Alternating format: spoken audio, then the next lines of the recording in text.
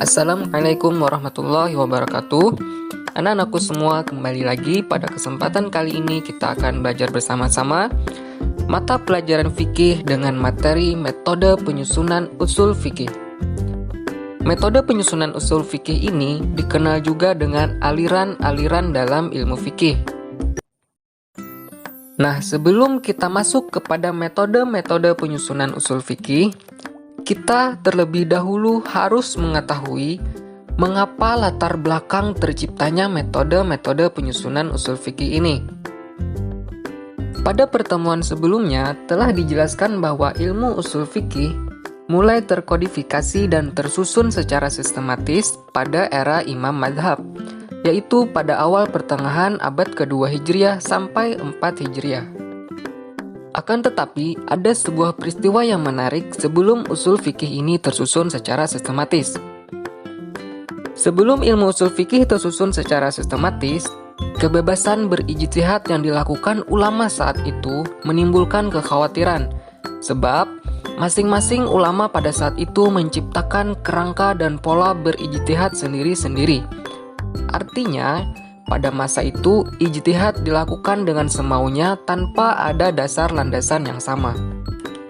Sehingga, pada saat itu tercipta dua aliran besar yang dikenal dengan kelompok Ahlul Hadis di Hijaz dan kelompok Ahlul Ra'yi di Irak. Di antara kedua aliran tersebut kemudian saling mencela dan saling menyalahkan. Ahlul Ra'yi mencela Ahlul Hadis dengan tidak menggunakan akal logika dalam berijtihad. Demikian pula sebaliknya. Ahlul Hadis mencela dan menyalahkan Ahlul Ra'yi dengan terlalu mengagungkan logika dan penalaran dalam beragama. Situasi umat pada saat itu menjadi sangat kacau. Melihat situasi umat yang mengkhawatirkan tersebut, maka ada tokoh yang bernama Abdurrahman bin Mahdi, seorang ulama Ahlul Hadis di Hijaz, merasa prihatin dengan keadaan umat saat itu.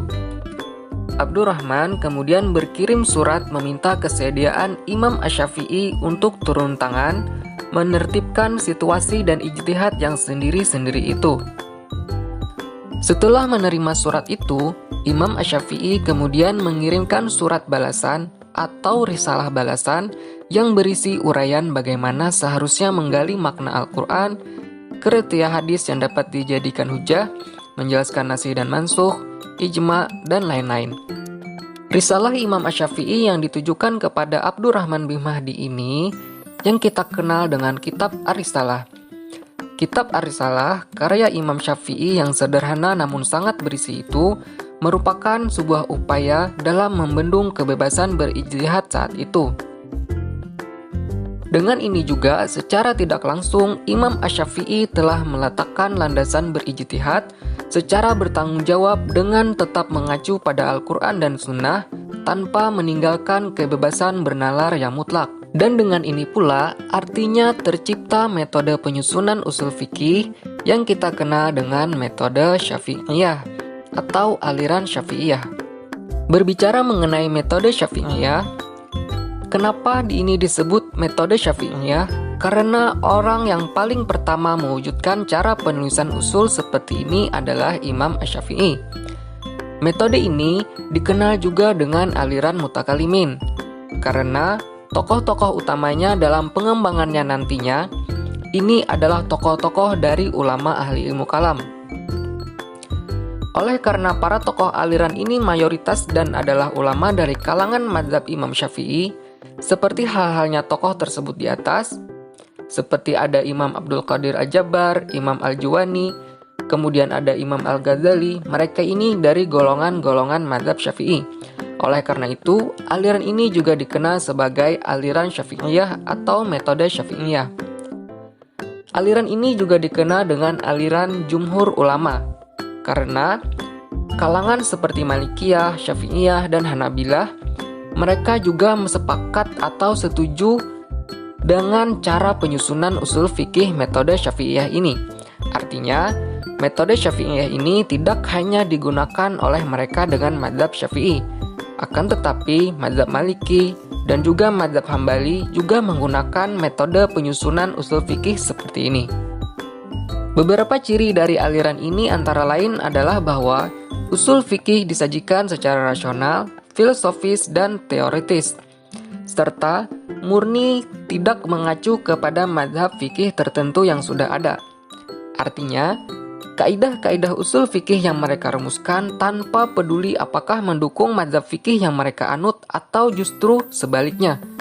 Bahkan, ini juga bertujuan untuk dijadikan timbangan bagi kebenaran mazhab fikih yang sudah terbentuk. Adapun kitab-kitabnya, dalam metode Syafi'iyah ini yang pertama dari Imam Syafi'i yaitu kitab Ar-Risalah. Kemudian ada Imam Al-Baqillani dengan kitabnya At-Taqrib. Kemudian ada Imam Hasanul Basri dengan kitabnya Al-Mu'tamad. Kemudian juga ada Imam Al-Ghazali dengan kitabnya Al-Mustasfa.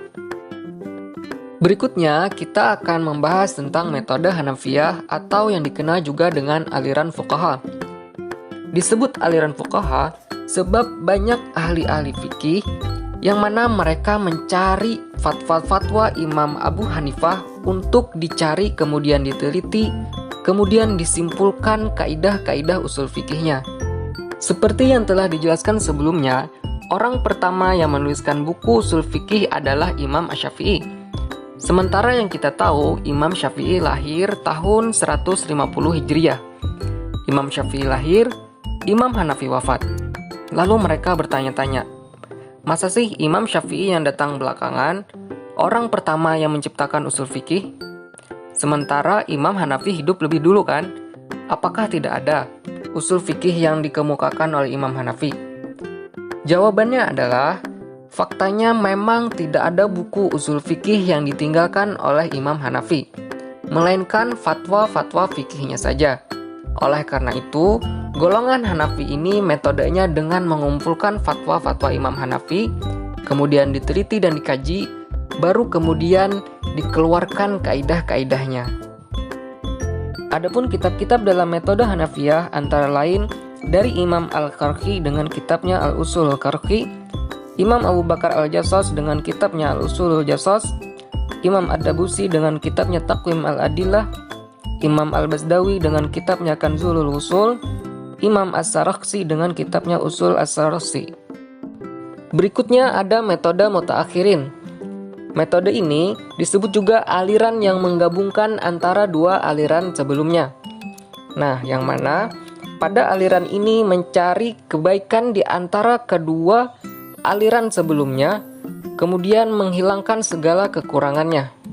Adapun kitab-kitab dalam metode mutaakhirin ini antara lain dari Ibnu Sa'ati dalam kitabnya Badi'un Nizam, kemudian ada dari Tajuddin As-Subki dengan kitabnya Jam'ul Jawami, dan lain sebagainya.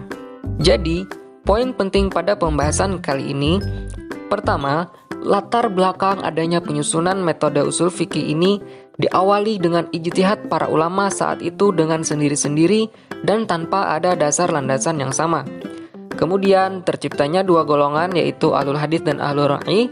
Setelah itu ada tokoh bernama Abdurrahman bin Mahdi berkirim surat kepada Imam Asy-Syafi'i, dan surat balasan dari Imam Asy-Syafi'i itu yang kita kenal dengan kitab Risalah.